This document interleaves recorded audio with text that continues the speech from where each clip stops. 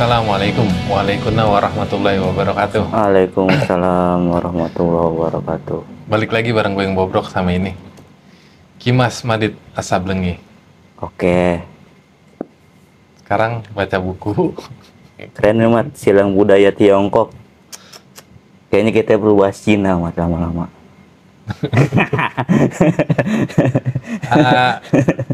Video kita kali ini mau membahas tentang Panembahan Senopati, Raja pertama Mataram Islam. Panembahan keren, Dit. Sejak muda, Iya, rasanya dia udah jadi orang keren. iya. Putar dulu Mat bukunya. Iya. Umur belasan tahun Panembahan udah perang dan udah bisa menang melawan Arya Penangsang. Ya, karena- Kalau yang di video kita yang kemarin kan Arya Penangsang itu orang hebat, Iya. orang sakti. Akhirnya dia bisa menang Di budaya walaupun Inggris seperti pakai itu. strategi dan taktik. Betul. Panembahan itu tetap menang, berhasil ngebunuh Arya Penangsang. Kali ini kita mau cerita tentang Raja Mataram pertama. Cerita tentang Panembahan itu bakal diceritain sama Kimas Madit. Baik. Dari gua segitu doang. Gitu dong. Dari Kimas, silakan Kimas. Baik. Bismillahi. Alhamdulillahilladzi atana bil wahidiyati bi fadli rabbina. Nun sewu payai. Panembahan Senopati Mat. Senopati. Yang tadi lu bilang orang keren, Heeh. ya kan? Disebut juga Raden Mas Danang Sutawijaya kan itu kan. Ada juga yang menyebut di masa kecilnya itu Raden Bagus Serubut kan gitu. Mm-mm.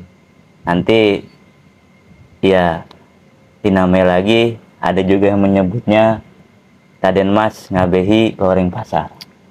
Barulah ia mendapat gelar Panembahan Senopati ing Alogo Saidin Panotong Gobo kan gitu lah. Mm-mm. Kalau ayahnya kita belajar namanya Sindiko Dauh Mas. Ntar dulu kaki lu nggak enak begitu. Kena kaki gua. Oh, lu asik mata orang. Lu asik mata orang. Kalau kita di ayahnya Mat, ini kita belajar Sendiko Dauh kan gitu kan. Nah, kita belajar di sini tentang Panembahan Senopati ini adalah Sembodo Mat. Sembodo ini adalah orang yang bertanggung jawab dan menerima apapun kenyataannya, apapun keadaannya. Ini yang paling penting Mat. Mirip-mirip cerita itu kayak kayu dan paku Mat. Mm-mm. Iya kan? Kayu dilubangin sama paku ya. Katanya paku jahat. Kalau versi saya sih enggak. Kan gitu. Paku ajari aku tentang ilmu kesempurnaan, ilmu dinuhi lah. Oh kalau begitu oke kan gitu kan.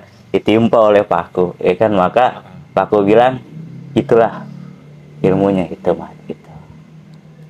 Untuk menjadi kokoh dia butuh Itu Mat, Pukulan. pukulan-pukulan yang keras. Itulah ibarat kata bikin lubang dalam hati. Ya.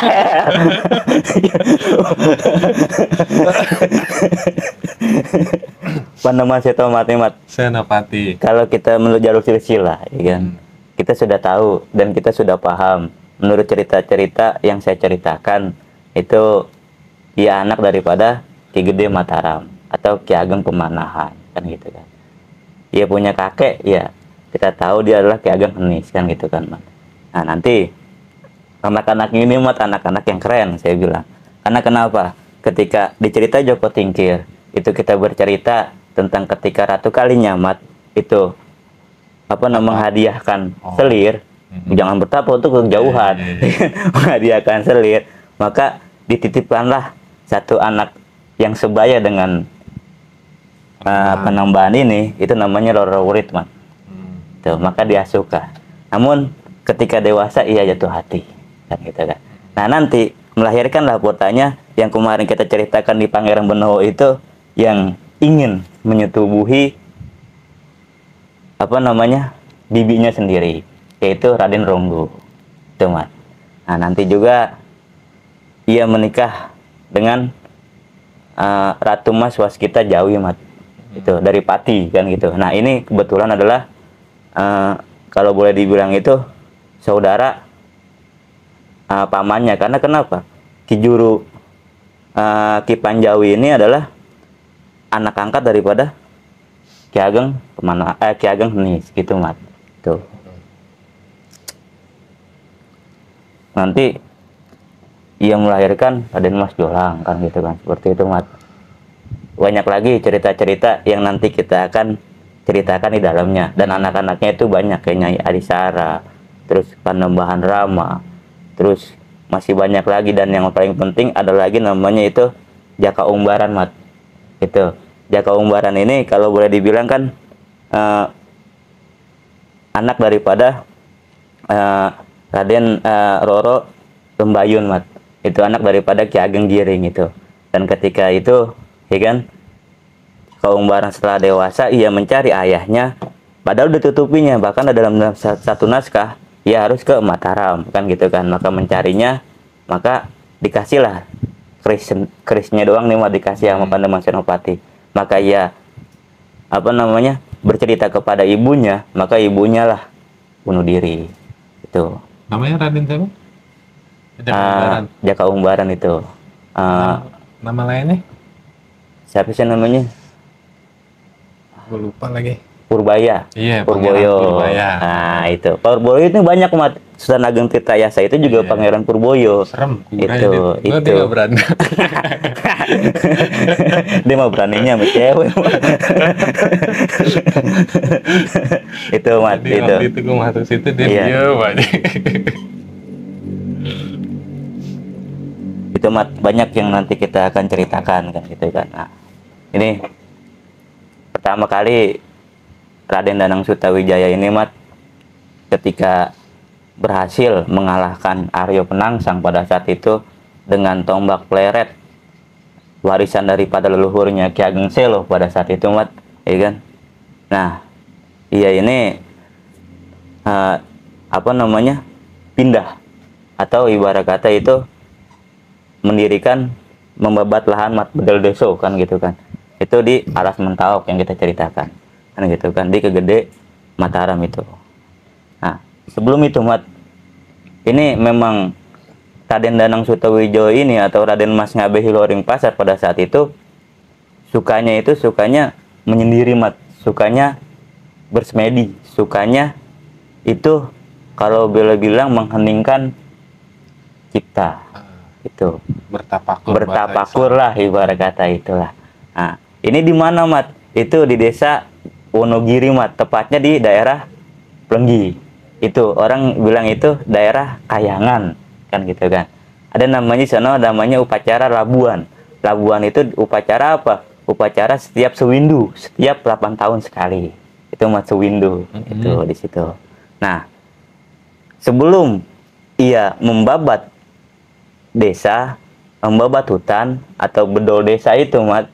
Nah, itu ia bertafakur dulu untuk meminta petunjuk kepada Sang Yang Taya atau Tuhan Yang Maha Esa pada saat itu Mat. Tuh. Maka ketika itu ia mulai, karena dia gemar membaca, gemar sejarah ya kan, ia tahu dengan apa namanya bagaimana Demak pada saat itu, zaman Demak menguasai pelabuhan daripada Semarang yang kita ceritakan di Fathahillah itu, membuat jungjung kapal yang muatannya itu 1.600 ton kan begitu kan. Dan juga banyak mengambil kabar daripada raja-raja dulu kan gitu kan, seperti Pati Gajah Mada dan lain sebagainya. Maka dibuatlah nama di situ, barulah dia membodol desa ini Mat. Itu bersama dengan ayahnya Ki Ageng Pemanahan. Tuh, dan juga Ki Juru Mertani kan gitu Mat.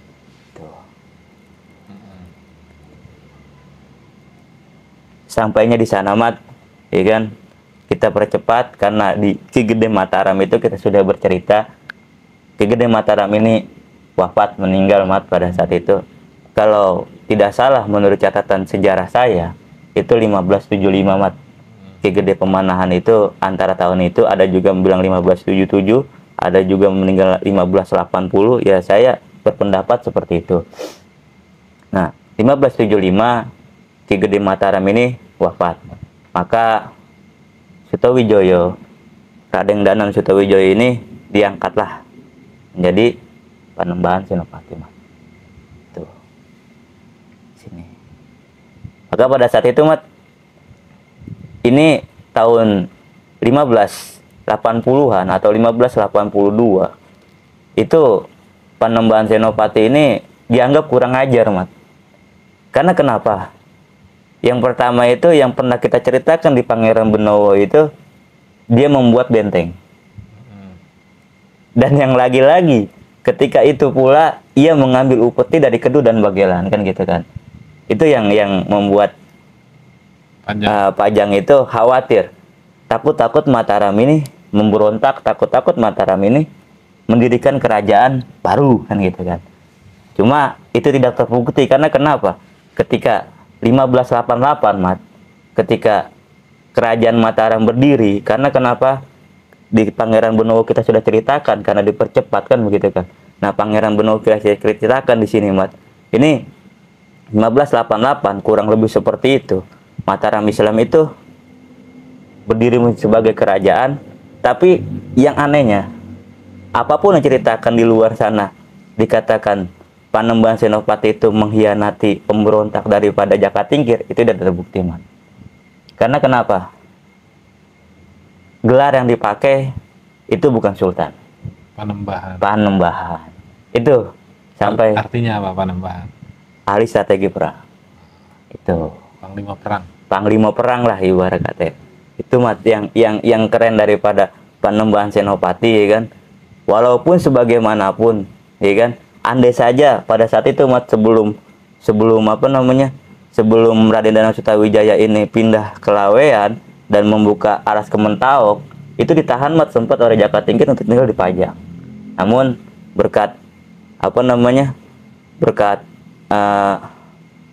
orang tuanya dan diizinkanlah untuk pulang ikut pada orang tuanya. Itu Mat.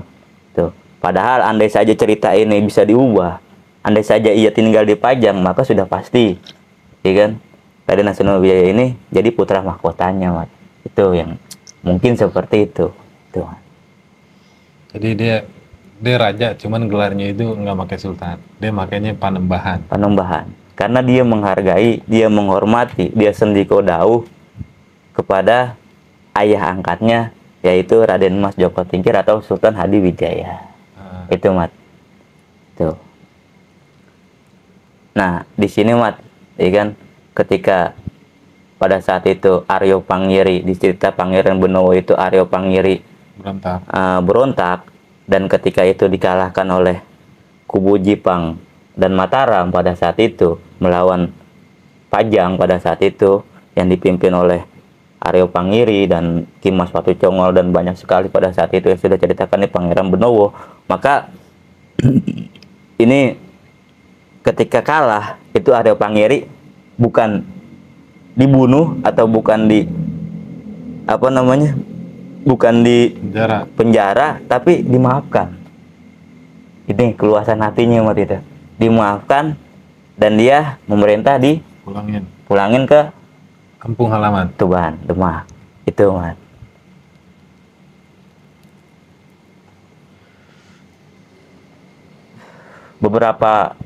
Karena pada saat itu Mat, beberapa wilayah dari Pajang itu memisahkan diri, seperti juga ketika Demak pada saat itu Mat berakhir, banyak yang memisahkan diri daripada Demak. Ketika kuasaan Demak nih bertahan Sultan Tenggono, itu kan banyak yang memisahkan diri pada kuasaan Demak. Bergantilah Pajang. Nah, Pajang pun ketika berdiri kerajaan banyak yang memisahkan diri Mat. Kerajaan-kerajaan kecil, kadipaten-kadipaten kecil. Terbukti pada saat itu adalah namanya Kadipaten Surabaya Mat atau Burangwetan. Itu sini. Ada lagi nanti Madura. Itu. Iya. Berarti kan pas zamannya Panembahan banyak bukan misahin, nggak diakuin. nggak diakuin sebagai raja pada saat itu. Maka ia mencari simpati, iya kan, ia mencari gua harus diakui nih, kan gitu, jadi kerajaan.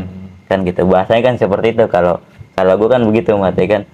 Maka ia menaklukkanlah daerah-daerah seperti Blora, Jorongo, itu Mat, itu di situ Mat. Tuh. Nah, pertumpahan pecah ketika 1590 itu ia mengalahkan Madiun Mat, karena Surabaya itu memang Surabaya ini Mataram itu susah sekali Mat untuk ditaklukkan. Surabaya ini ditaklukkan Mataram itu susah. Benar itu. Maka dia strategi itu Mat, Madiun ini kan kalau boleh dibilang dia adalah yang mimpin ini, itu adalah Adipati Ronggo Jumena. Itu adalah putra bungsu daripada Sultan Trenggono.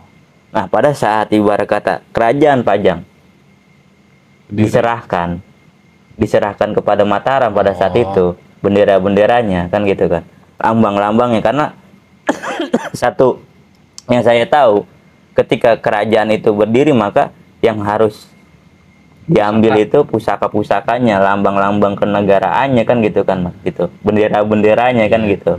Tuh. Nah, disinilah ya kan Ronggo Jumena pada saat itu sang Adipati Madiun, ya kan gitu, bersama patinya Arya Panggah dan Dwi Panggah itu kan, itu mengatakan yang berhak mendirikan kerajaan seharusnya Madiun. Karena kenapa? Karena saya adalah putra langsung bungsu daripada Sultan Trenggono. Ini Mat. Nah, pada saat itu maka di Madiun itu ada namanya, dilestarikan namanya tari budaya Beda Madiun Mat. Tuh, situ. Nah, pertarungan Madiun ini unik Mat. Karena kenapa? Ini pertarungan Madiun ini Mataram kalah. Karena kenapa?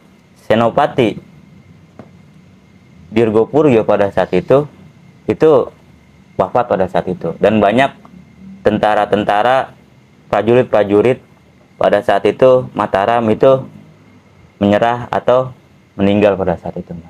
Itu sampai Tumenggung Alap-Alap dan beserta Tumenggung Gagak Bening dan serta Pangeran Singosari itu kewalahan menghadapi serangan daripada Madiun yang kalau boleh dibilang bersekutu dengan Surabaya. Tuh.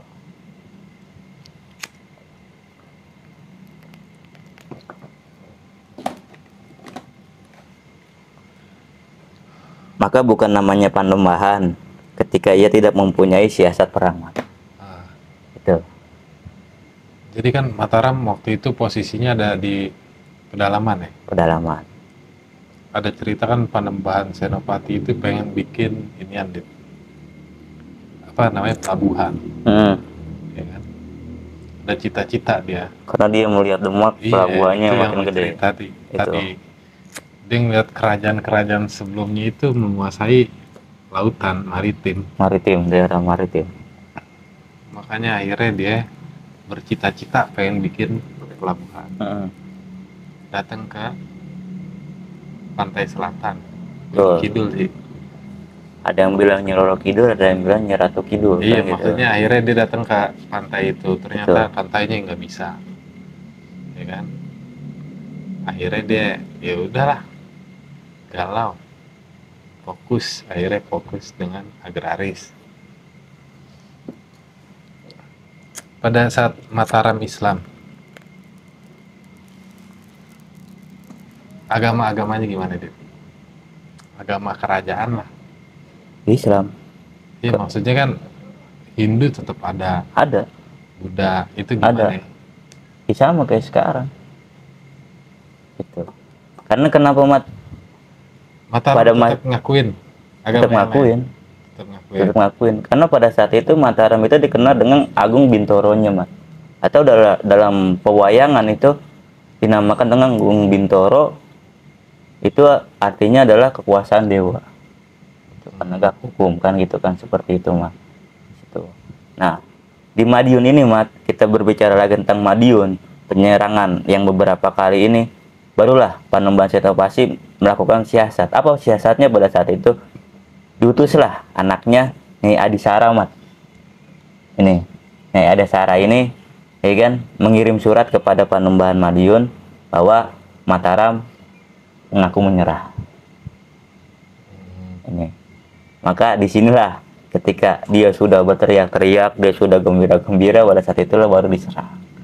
Itu. Maka dia lari, ya kan, Ronggo Jumena ini lari, maka inilah apa namanya, Ratu Madiun lah, itu, Mat, yang ibarat kata melawan satu lawan satu, itu, Mat, perempuan. Itu. Terus yang menang? Yang menang tetap Panembahan Senopati itu, karena yang lawan perempuan. Maka Retno Dumilah ini, ya kan, Ratu Madiun ini, dia dijadikan istri. Nah, itu, Mat, itu. Dan di saat dijadikan istri, barulah pergolakan Pati itu dimulai. Karena kenapa? Ya kan, Adipati Jayakusuma saat itu, Mat, ya kan, itu anak daripada Ki Penjawi, kan gitu kan, merasa khawatir. Karena kenapa? Kakaknya Sang Permaisuri ini takut dilengserkan. Itu. Merasa khawatir hak-haknya menjadi pewaris daripada Mataram ini takut dilengserkan. Tuh, maka pergolakan Patilah pada saat itu, Mat. Tuh, di situ. Terus pertarungan sama Surabaya gimana waktu Mataram menaklukkan Surabaya? Surabaya takluk kepada Mataram itu bukan di zamannya Panembahan Senopati, Mat. Bukan. Nanti kita ulas di Hutan Agung. Itu. Nah, masih lama. Cuman sebelum daripada kejadian daripada Madiun ini, ada yang keren, Mat. Iya kan? Dan sebelum ibarat kata sehabis mendirikan benteng itu ada yang keren. Dan sebelum menyerang daripada Arya Penggiri itu ada yang keren. Apa yang keren? Nah, itu adalah Raden Pabelan. Itu, Mat. Raden Pabelan ini kalau boleh dibilang anak daripada Tumenggung Mayang, Mat. Itu. Tumenggung Mayang ini menikah dengan adik daripada Panembahan Senopati, kan gitu kan. Maka ketika Raden Pabelan anaknya ini itu dihukum mati karena kenapa? Mengindap ke kamar Putri Sekar Kedaton, kan gitu kan. Itu satu kesalahan yang besar, maka ia dihukum mati, kan gitu. Maka Tumenggung Mayang pada saat itu diusir, kan gitu. Di hutan Jati Jajar, ya kan, saat itu, ya kan, terjadilah kelumit ketika Raden Pabelan ini dihukum mati. Maka adanya itu mengirim surat kepada Panembahan Senopati. Nah, maka diselamatkanlah Tumenggung Mayang, kan gitu. Dengan anaknya juga, adanya juga, keluarga juga, Tumenggung Gagak Bening, gitu, Mas. Itu. Maka ada sumpah pada saat itu Tumenggung Mayang, orang Mayang itu dilarang menikah dengan orang Pajang. Itu, Mas. Orang Pajang? Iya, orang Pajang. Itu. Karena Raden Pabelan ini terkenal dengan ilmu peletnya, Mas. Ilmu pesugihannya, kan gitu kan. Setiap wanita yang memandang pasti kesangkut, kan gitu. Itu Raden Pabelan. Pengasihan. Iya begitu gitu loh. Itu yang menarik sebenarnya. Dan ketika itu terjadi barulah kayak Arya Panggiri pemberontak atau bagaimana itu, Mas. Itu. Kalau Raden Rongko kan kita sudah ceritakan ketika di Pangeran Benowo pada saat itu. Berarti keraton pertama yang dibangun sama Panembahan itu adanya di Kota Gede. Kota Gede. Pusat pemerintahan Mataram pertama itu di Kota Gede. Kota Gede. Dan akhirnya nanti Panembahan sendiri dimakamin di Kota Gede. Kota Gede. Itu dinamakan dengan Panembahan Ing Kajera. Itu 1601. Itu. Masehi. Iya, cerita rakyat itu banyak, Dit. Banyak. Yang nyeritain tentang Panembahan sama Nyi Roro Kidul. Itu kalau misalkan kita dengar cerita rakyat pasti gitu, Panembahan sama Nyi Roro Kidul. Itu Panembahan itu lakinya Nyi Roro Kidul, pasti ceritanya gitu. Sangkut pautnya begitu kan. itu Mataram itu seberang sininya Laut Kidul, seberang sononya Merapi. Ya kan? betul. Legitimasi Panembahan itu selalu, oh Panembahan diakuin di alam gaib, berarti kan nama Nyi Roro Kidul alam gaib ya. Betul. Dia bisa jadi suami Nyi Roro Kidul, itu kan legitimasi banget ya. Bahkan Sunan Kalijaga pun menikah dengan Ratu Kidul. Iya, Itu sampai akhirnya diceritakan ada perjanjian antara Panembahan dan Nyi Roro Kidul yang bilang bahwasanya keturunan Mataram, raja-raja Mataram itu harus jadi lakinya Nyi Roro Kidul. itu Cerita-cerita cerita-cerita seperti rakyat. itu ada. Lu mau bahas itu gak?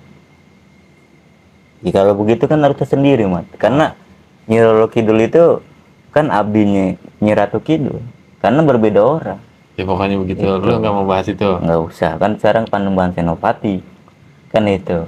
Jadi katanya Panembahan juga punya anak dari Nyi Roro Kidul gitu. Ada. Katanya. Tuh. Cuman memang hal-hal mistis, hal-hal goib itu memang tidak bisa dihindari dari kebudayaan. Ya cuman emang cerita yang keren, bukan keren sih, cerita yang orang tahu pasti Pasti kebanyakan seperti orang itu. tahu gitu. Itu. Cerita rakyat. Cuman yang berada di luar itu kan, ya kan, itu Panembahan ini kan orang yang mengkhianati ayah angkatnya sendiri, kan gitu kan. Orang yang memberontak dengan ayah angkat sendiri, kan gitu. Sepertinya itu harus dihapus, Mas. Bukan harus dihapus sih, sepertinya harus diluruskan. Karena kenapa? Selama Panembahan menjabat sebagai Sultan Kerajaan Mataram, tidak pernah sekalipun Panembahan memakai gelar Sultan. Tuh. Nah, nanti digantikan oleh anaknya Raden Mas Jolang pada saat itu. Maka Raden Mas Jolang ini kan ketika berburu di hutan kan dia meninggal, maka dia itu Panembahan Sedo Ingkrap ya, gitu. Itu mah. Baru namanya Sultan Agung kan gitu. Nah, sebelum Sultan Agung kan ada juga Raja Sehari kan gitu ya. Adanya?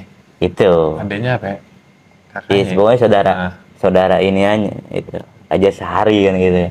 Itu perlu dibahas juga kan. Siapa Raja Sehari itu kan gitu. Tuh.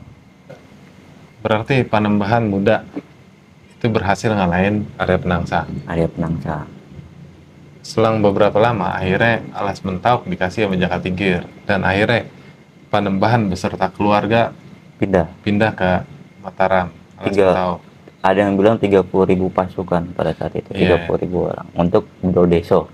Ketika bokapnya Ki Ageng Pemanahan ada, Mataram tetap ikut sama Pajang. Sama Pajang.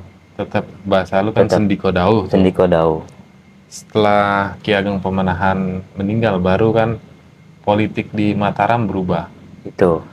Karena pola pikir daripada Ki Ageng Panembahan Senopati ini, pola pikirnya udah jauh, man. Iya. Itu. Makanya Sendiko Dauh itu masih dipakai, cuma ditambah dengan Sembodo kan gitu. Ia bertanggung jawab dan ia menerima keadaan. Karena dia membuat benteng kan gitu lah. Iya, akhirnya kan terjadi pergolakan ya. Pergolakan yang sangat hebat. Kekhawatiran para pejabat dari Pajang. Dari Pajang. Dan kekhawatiran pejabat di Mataram juga. Betul. Di Pajang khawatir Mataram bakal berontak, di Mataram khawatir diserang sama Pajang. Tuh. Betul. Tapi ketika itu pada diem-dieman. Iya, cuman Itu yang keren di situ. bukan diem-dieman, pada siap-siap. Iya, maksudnya nggak ada yang nyerang duluan. Iya, siap-siap. Itu nggak ada yang nyerang duluan ketika Mataram dan Pajang itu mau bertempur, itu kagak ada yang nyerang. Ini ada apa nih? Mataram sampai ke Juru Martani aja geleng-geleng kepala aja, ya kan? Kalau bahasa sekarang siulin. Itu mati kan. Maka pada saat itu kan memang disuruh datang ya, saat itu yang kita tahu ketika Jakatingkir sakit ya. Iya, cuman kan akhirnya siap juga perang waktu itu. Siap cuman perang pada saat akhirnya itu. gunung meletus. Gendeng meletus. Api meletus kan. Akhirnya perang nggak jadi. Perang nggak jadi. Jaka Tingkir meninggal, Iya, digantiin Arya Pengiri bikin ulah, bahasanya pemerintahannya kacau, perang sama Pangeran Benowo sama Panembahan. Panembahan. Akhirnya kalah, naik Pangeran Benowo 1 tahun dikasih ke Ya. Panembahan. Karena pada saat itu Panembahan Senopati ini bukannya gimana ya, dia merasa ya yang lebih berhak ya Panembahan Benowo. Iya, akhirnya Panembahan Tuh. resmi memerintah Mataram. Karena Dan Mataram itu jadi kerajaan tersendiri. Pangeran Benowo ini bermimpi ayahnya Mat gitu, Iya. untuk ikan memberikan kerajaan Berarti kepada kan, iya waktu itu akhirnya resmi jadi raja. Setelah jadi raja, dia ya kalau cerita rakyat sebelum jadi raja dia bertapakur yang lu bilang tadi, Gitu. terus berhubungan sama Nyi Roro Kidul, cerita Betul. rakyat kan ada yang kayak gitu. Iya emang kayak gitu Mat. Kalau Pangeran Benowo kan terkenalnya dengan apa sih Mat? Kalau misalkan bersemedi atau bertafakur itu, dia duduknya bukan kayak kita sila, tapi duduknya dukulan kan gitu. Duduk dukulan kan gitu kan. Makanya ada hutan kukulan, gua kukulan. Iya, dia tuh tangannya itu didengkul, kakinya nimpah di atas. Tuh, dukukul namanya. Coba contohin Gitu. bisa. Kagak bisa kan, mana kelihatan kaki gue. Itu Mas, yang paling penting. Cuma ya sekali lagi, keren gitu Mas. Kerennya apa ya? Pangeran Benowo dan Panembahan Senopati ini keren. Iya, mereka ibarat kata tidak sehubungan darah, tetapi ikatan batinnya itu kuat. Iya, akhirnya Panembahan memerintah Mataram selama berapa puluh tahun nih? Kurang lebih kalau dari 1588 Mas sampai dengan 1601. Iya, 13 tahun 14 tahun. Emang? Iya. Kurang lebih seperti itu. Karena sehabis ia menaklukkan Pati pada saat itu, dia jatuh sakit. Ada yang bilang seperti itu. Cuman cita-cita Mataram tetap dia mau Tetap. memperluas wilayah. Sampai juga ketika Mas Jolang naik, ya kan, menjadi raja pada saat itu, ia dikasih amanat oleh Panembahan Senopati. Itu. Panembahan Senopati kan cerita gaibnya banyak. Banyak Yang Mas. kayak Juru Tani itu kan Panembahan. Abdi dalam ya Panembahan dari bangsa jin ada yang namanya Juru Tani. Juru Taman. Juru Taman, iya Juru Tani. Juru Mertani mah Bukan. tamannya itu Juru Juru Taman. Taman. Itu kan Juru Taman kan kita sudah ceritakan di Sultan Agung gitu. Iya, Juru Tani. Tuh, Iya, Panembahan itu cerita mistisnya banyak. banyak Mas. Sampai akhirnya banyak juga cerita mistis kalau kita ngaji itu, misalkan Bapak pernah bilang Gusmik, Heeh. waktu itu Raja Jogja penasaran Panembahan itu Islam atau bukan sih. Iya. Gitu. Akhirnya karena penasaran kalau dia Islam kan dia berarti punya bakiak sama sejadah buat Iya. sholat. Cari dah tuh. Dicari-cari, akhirnya Gusmik yang nemuin. Itu kan kalau bisa dikategoriin cerita-cerita gaib tentang Panembahan. Gaib Mas. Itu. Bahkan iya mengakses gelombang otak orang-orang seperti mereka itu. Kalau kita bahas tentang mimpi atau cerita mimpi itu kan mengakses gelombang otak Mas, mereka. Itu. Bahkan Pangeran Benowo aja bisa bertemu dengan Jaka Tingkir kan, itu kan. Iya, Guru-guru Panembahan susah. siapa aja guru-gurunya? Iya banyak. Coba Ki Juru Mertani kan gitu. Iya mereka berguru ya. Ya bukan orang lain, tapi ya hubungannya ya masih sedarah sama mereka. Ki Juru Mertani, banyak lah Sunan Kalijaga. Tetap bahasanya ngelakuin penyiaran Islam. Oh, pasti karena kan Saidin Panatagomo kan gitu kan. Itu yang Islam itu kan rahmatan lil alamin, bukan rahmatan lil muslimin. Iya. Itu yang keren daripada Mataram ini atau kerajaan-kerajaan dulu ini.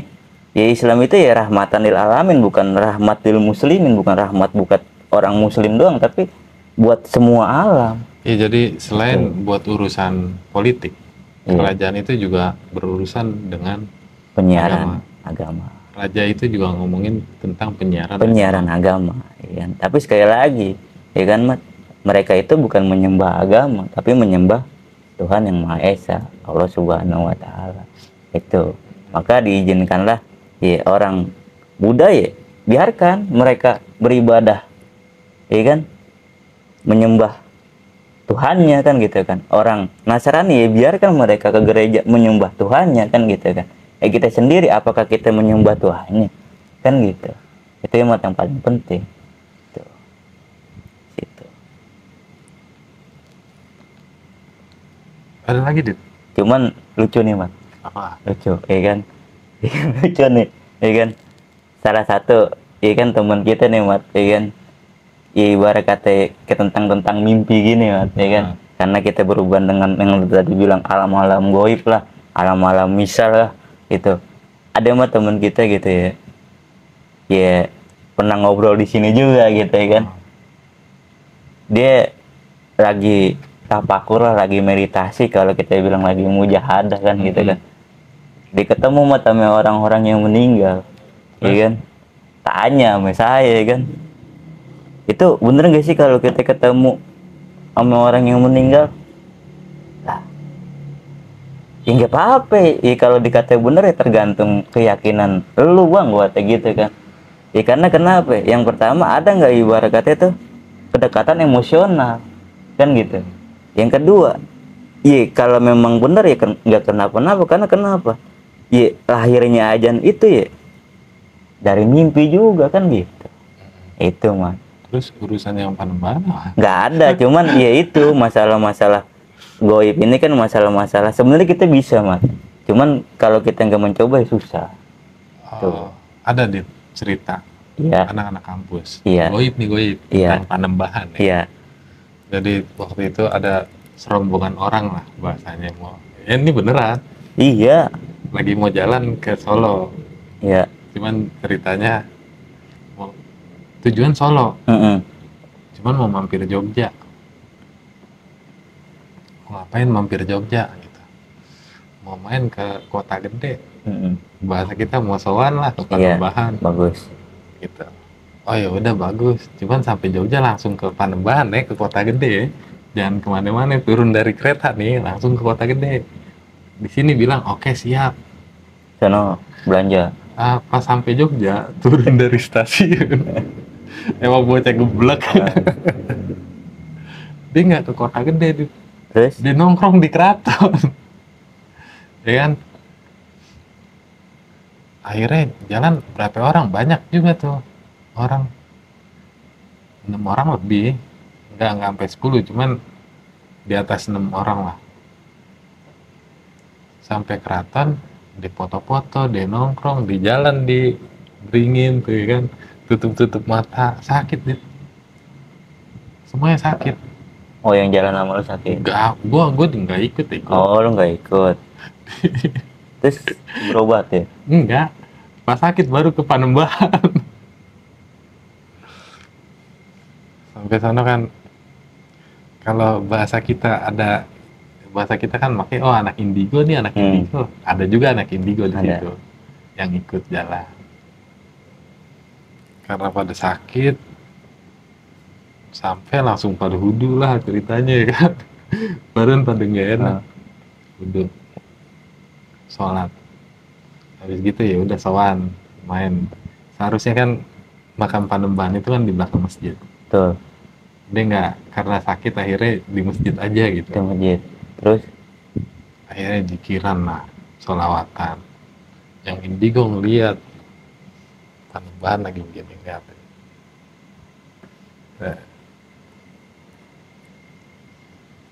Maksudnya apaan begitu? Ya nggak tahu. lu asik banget.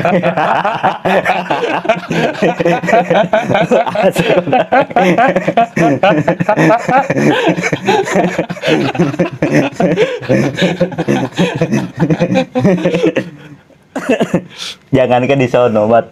Nih depan rumah lu, ya kan? Ini ada cerita nih, ya kan? Nggak udah. Cuman di sana setiap malam Selasa Kliwon rame di tempat Panembahan. Di masjid itu rame. Tuh.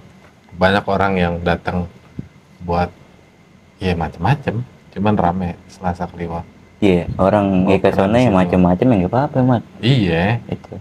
Ya, macam-macam, ada yang tidur, ada yang mati. Iya. Itu Selasa Kliwon. Asik mata orangnya. Dia pernah jadi saksi. Rokok apa, Boy?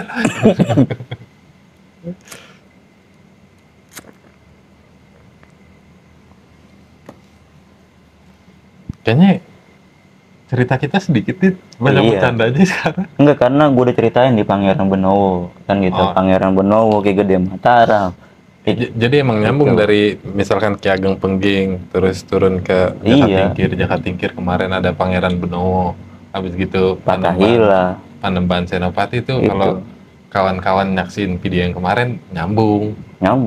Jadi kita cuman nerusin aja sedikit tentang Panembahan. Ya cuma ya karena anak Panembahan banyak kan gitu kan, Mas. Ya, banyak raja itu. Cuman ya itulah, lu lebih mending jadi anak raja apa enggak, Mas? Anak bapak gua lah. Asik mata orangnya.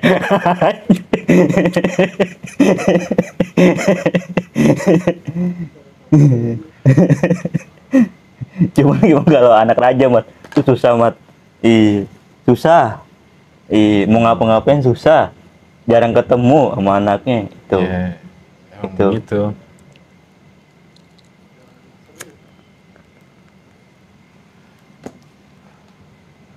Ada lagi nggak?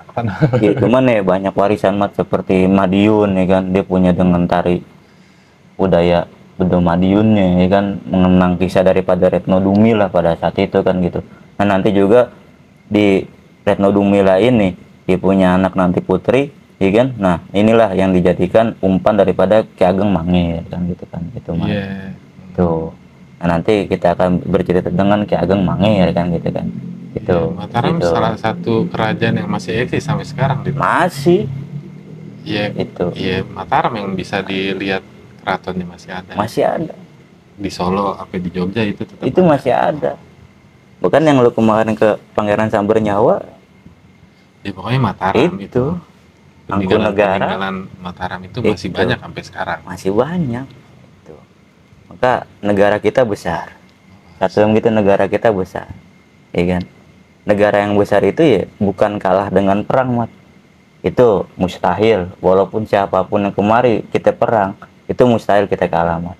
Tapi untuk mengalahkan negara yang besar itu cukup dengan menghilangkan kebudayaan dan tidak menceritakan kejayaan-kejayaan di masa lalu. Itu, Mat. Kalau kita sudah melupakan kebudayaan, kalau kita sudah melupakan leluhur-leluhur kita, sejarah-sejarah kita di masa lalu, maka bangsa itu akan tidur selama-lamanya. Itu, Mat, akan hancur selama-lamanya. Itu, maka budayakanlah budaya kita, budayakanlah leluhur-leluhur kita, banggakanlah mereka, kirimkanlah ibarat kata suatu doa yang lebih indah lah, gitu, Mat. Gitu. Karena kenapa, Mat, akhir-akhir ini orang tidak peduli lagi namanya sejarah, orang tidak perlu lagi namanya budaya, orang menganggap enteng namanya leluhur kita. Itu salah. Karena kenapa? Ya, berkat mereka lah Indonesia ini ada, berkat doa mereka lah, jangkauan tangan mereka lah kita masih bisa menikmati peninggalan-peninggalannya itu, Mas. Menikmati kemewahan itu ya, entah apapun keturunan kalian, ya sekali lagi Tuhan tidak membedakan keturunan. Emang lu udah punya keturunan? Nggak ada. Ya, kenaikan apapun kenaikan kalian itu ya kan? Iya. Ya apapun keturunan atau apapun ibarat kata silsilah lah. Kalau turun kan ke bawah. Iya. Iya apapun itu ya kan yang disebutkan tadi sama Muhammad, ya maka ya nggak usah dipikirin. Ya karena Tuhan itu tidak membedakan apapun, cuman iman dan takwa. Anjay. Gitu. Sepertinya udah, Mat. Udah nih, kita lihat Udahlah. jam. Sing, setengah satu. Setengah satu, Mat. Iya. Kita udah lama juga, Boy, berarti, Boy. Lama. Sejam ada. Tuh. Itu nggak jelas lagi. Ya udah, kawan-kawan. Cerita Panembahan Senopati dari kita cuma segitu karena emang kita goblok. Iya, Jadi salah pasti ada, pasti. kurang pasti banyak. Banyak. Ya dimaklumin aja. Lu asik banget orangnya.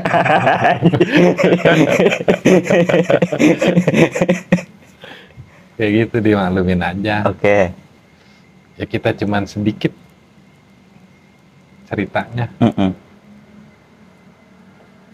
Mungkin bisa dianggap kita mencintai gak, Dit? Iya lah. Enggak juga, kita so tahu. Iya. Tahu dengan mencintai. Gitu. Iya. Ya udah, gue rasa cukup sekian. Bobrok terus, damai selalu. Assalamualaikum. Waalaikumsalam.